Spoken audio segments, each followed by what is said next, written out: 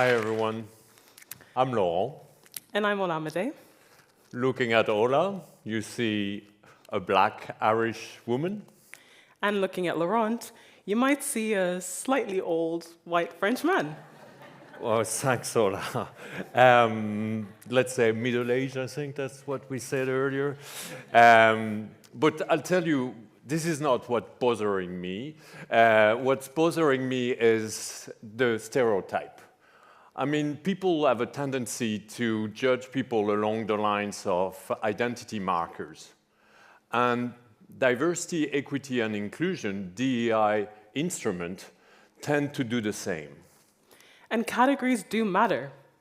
Without them, inequalities between men and women and people of all different origins may have remained invisible. DEI made inequality measurable. It finally forced institutions to confront systemic patterns that had existed for generations. No, you're right, Ola. I'm absolutely right. But categories can also alienate, they can caricature, and in some cases, they can divide. True. Either way, categories never tell us the whole story. I grew up in the west of Ireland as the daughter of Nigerian immigrants. Although I entered Trinity through the Access program, I was not admitted because of a quota based on my gender or my race. I was admitted because the system recognized a simple truth. Talent exists everywhere, but opportunity does not. The program did not guarantee me success, but it widened a pathway that had once been very narrow. And that distinction matters. Yes. Because inclusion works better when it removes barriers, not when it puts label on people. So the question is not whether inclusion is not worth pursuing. The question is, are we using the best tool to build the unified yet diversified society that we all aspire to, especially in Europe? To answer this question, let's go back to where DEI starts from. DEI emerged as a result of the American Civil Rights Movement, after centuries of segregation, discrimination, and systemic exclusion. It was the first time that discrimination was clearly named and legally challenged. And because injustice was built along those racial lines, so were the corrective measures.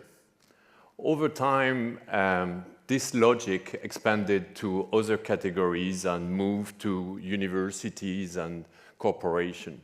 And this is the movement that led to the creation of DEI. So the key point is this. DEI was born out of a very specific American history and legal system. In Europe, we quickly adapted the language and the tools without actually adapting them to our own unique history and institutions. Ideas born in one context cannot automatically fit another. I know what you think, but let's be clear. We believe that DEI has achieved some real progress. In the United States, 35% of SP 500 directors are women, and about 25% comes from a minority ethnic background. Even in Europe, about 1/3 of board seats in the largest European companies are held by women. These numbers matter. Behind every percentage point is a person who once may not have been in that room. So the question is not whether DEI has achieved something. It clearly has. The question is, how do we protect this progress without deepening division? Yeah, as DEIs became institutionalized, something shifted. What started as removing barrier became managing outcome. And equity was translated into target, quota, and ratio. Now, those are numbers. They tell us how many, but they never tell us why. And if we only focus on number, we probably will miss the real reason as to why some people are being left out. And there's another issue. I want you to imagine this scenario. A CEO announces that he has 2 goals: to achieve 50-50 gender representation at C-suite and greater ethnic diversity. Laurent and I both apply for the same role. I happen to get the job. In that moment, a difficult question arises for Laurent, and honestly, even for me. Was I chosen entirely for my individual merit, or was there another factor at play? I'm sure you got the job because you're super talented, and so this is not the question here. But you're right. In the example that you used, the narrative has shifted, from individual merit to demographic representation. And when that happened, some doubts start to creep in. Exactly. And recent political developments in the US have shown us exactly how polarized this debate has become. I somewhat feel like I'm just there to tick a diversity box. Yeah, and me, I would feel that maybe, I will question the fairness of the whole process and the fairness of the outcome. And as we were about to say, maybe that's what happened in the United States. Those subtle doubt, those questioning, maybe at the root of what eventually happened, which is, a major backlash against DEI. Exactly. In the US, for some, DEI represents hope and overdue justice. For others, it feels imposed, ideological, and sometimes unfair. In court, in company, and in public debate, it's under serious attack. And the problem with this is that when the tools are being attacked, sometimes the aspiration behind it also are being damaged. And any model that becomes polarizing risks undermining the very unity it seeks to build. So if we don't approach diversity differently in Europe, we will risk experiencing the same backlash and the same polarization and division. So the key point for Europe is, can we create inclusion in a way that strengthens social cohesion rather than fragmenting it? Well, Europe is not perfect, far from it, but it has fathered a great concept, universalism. Men and women are equal because they share in common their humanity and a common citizenship. Differences exist, but they are not the organizing principle of society. In Europe, belonging has been framed as participating in a shared civic space. Universalism doesn't deny diversity, but it simply refuses to let our differences be the primary lens through which we see one another. So, this is a key moment for Europe.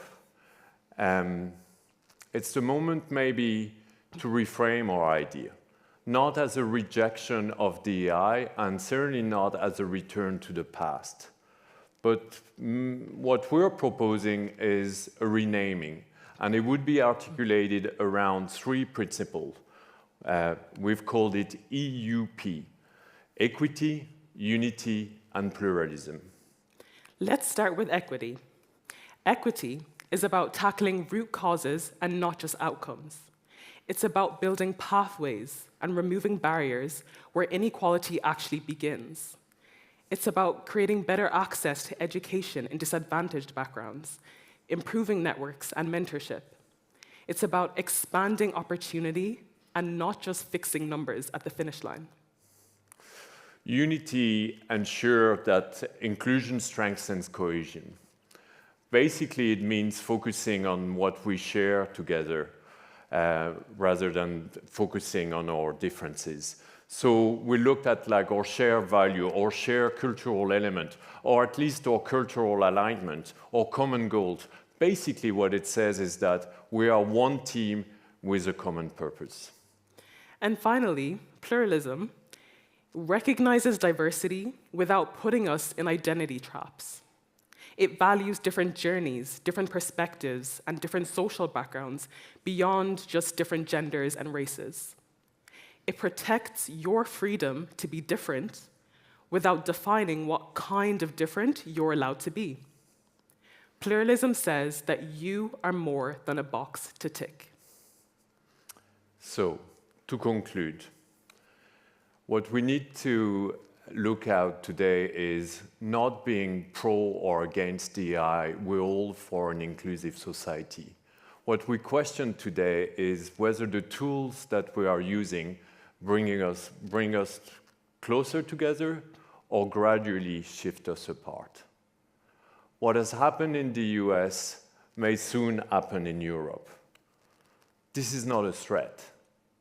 That's an opportunity for us to act and to rethink and to protect what inclusion stands for. So we've proposed a way to reframe inclusion under the concept of equity, unity, and pluralism. But this is just one approach, so perhaps there are other ways to reframe it. As we've seen, this can be a difficult conversation, but it's one that we need to have. So the final question, is Europe, are we brave enough to challenge ourselves and open up a new conversation? Thank you.